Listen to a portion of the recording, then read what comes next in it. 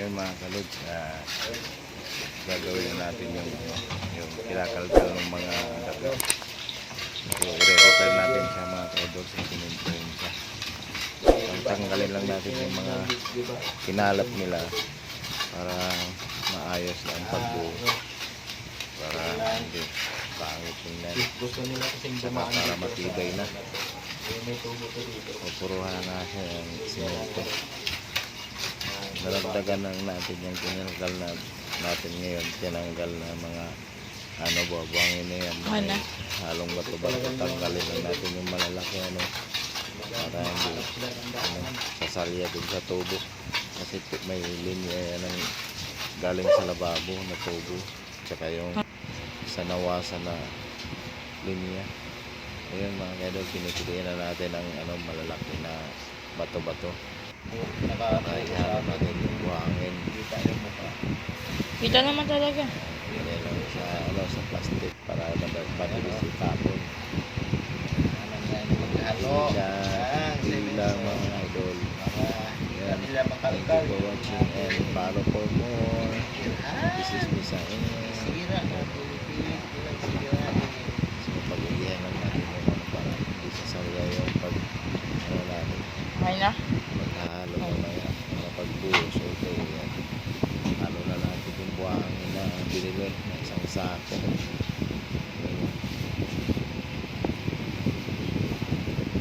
Video na pa. Gawin lang natin na kahit sumubra ng konti, pwede na idagdag din sa labas na lang. Pag lagay na rin tayo dun sa mga linya ng tubig sa labas, dagat pa natin para kulang tayo. So haluan na natin ang simento.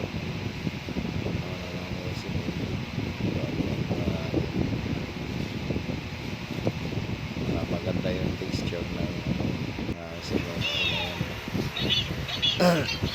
yan. Simento, buhos na yung simento. Halo-halo lang hanggang sa maganda yung pagkahalo ng simento tsaka buwangin para tinuon natin sa pagbubusan maganda. Ang lalaki ng bato na yun po, tanggal naman. So, asistan, lagyan na ng tubig. Yun o, sakit na. Scissors mo po, lobo tayo. Asistan, tubig. Buhusan na ng tubig bago ng asistan natin. Ang buhos, ang tagal. Ang klaseng buhos yan. Ayan, ganyan ang pagbuhos. Hindi yung tragis na abutin ka ng steps niya.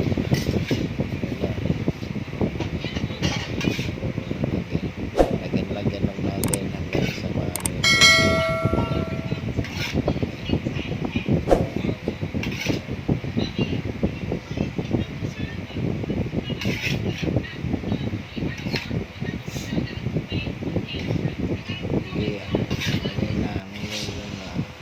sakto lang sa tubig talaga yung nilagay na yung tubig. Walang ka supply tama lang. Yun tapos sabay lagay na pinamon. Buhos na tayo, buhos. Buhos. Yan, sisigsigin na natin sa lalim para maganda yung pagkabuhos. Okay na pa. Siksik sa lalim para hindi ampaw. Para pag wala yung talaga singaw. So hindi yan kaya nilang basta-basta makalkal ulit dahil tinuruhan na natin ng maraming simento yan lalo.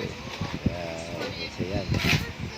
So yan na lang natin, papantay lang natin idol. Don't forget to like and follow for more.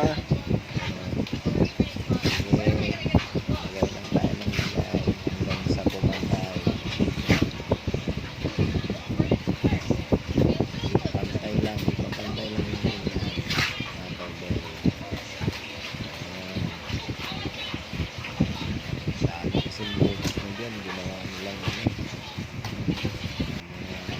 nagtapanel sila mga ka-idol, yung mga gusto nilang gumawa ng panel. Kaya marami ng butas. Ewan ko ba sa gumawa dito sa ano na klase. Magta-tiles. Madaling simak yung tiles. Ampaw yung ano, sa ilalim. Sawa ko yun. Hindi maganda yung pagtalagay ng simento siguro. Ano ba yun? Yung simento. Pangalaga sa tiles.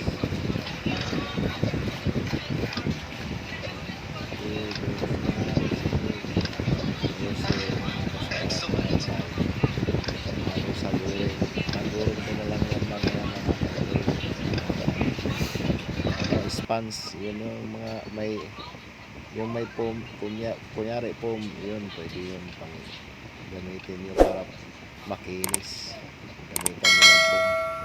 Okay, doon yung intira niyan doon na natin yan ilagay sa ano, sa labas. Mayroon din kasi hindi na simento. Don't forget to like and subscribe. This is Radyo Misael.